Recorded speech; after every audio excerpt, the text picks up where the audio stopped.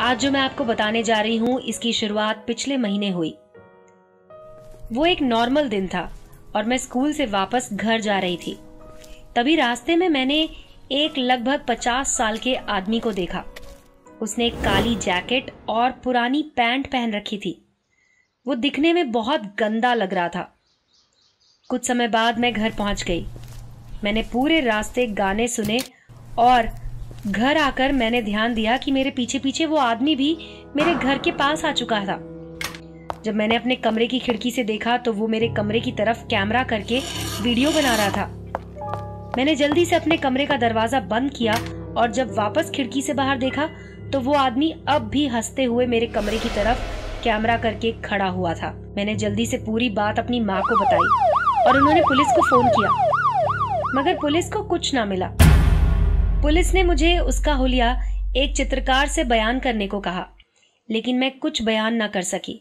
मैं ये कहानी आपको नहीं बताती अगर मेरे साथ पिछले हफ्ते ये ना हुआ होता। दरअसल मैं अपने टीचर के यहाँ गिटार बजाना सीख रही थी और तभी मेरा ध्यान एक फोटो फ्रेम पर गया। वो मेरे टीचर की उनके पति के साथ खिंचाई गई एक फोटो थी। मैं दंग रह गई जब मैंने देखा कि उनका पति वही आदमी था जिसने कुछ दिन पहले मेरा पीछा किया था।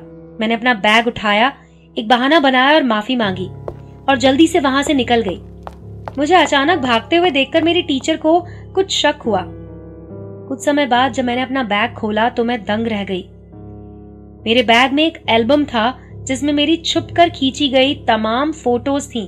कुछ फोटोज तो इतनी गंदी थीं जिनमें मैं अपने कपड़े बदल रही थी। मैंने तुरंत अपनी माँ को फोन किया और रोते हुए उन्हें पूरी बात बताई। माँ ने पुलिस को फोन किया और कुछ समय बाद पुलिस हमारे घर पर थी। पुलिस मेरे टीचर के यहाँ पहुंची और उनसे उनके पति के बारे में पूछताछ की और उनकी आदतों के बारे में पूछा। वो कुछ बोल ना सकी, चुपचाप खड़ी रही। पुलिस ने उनके पूरे घर की तलाशी ली और पुलिस को वहां से तमाम लड़कियों के छुपकर खींचे गए फोटोज मिले। जब पुलिस ने उस आदमी को पकड़ा तो उन्हें यह भी पता चला कि उस आदमी के खिलाफ यौन उत्पीड़न जैसे खौफनाक आरोप भी थे।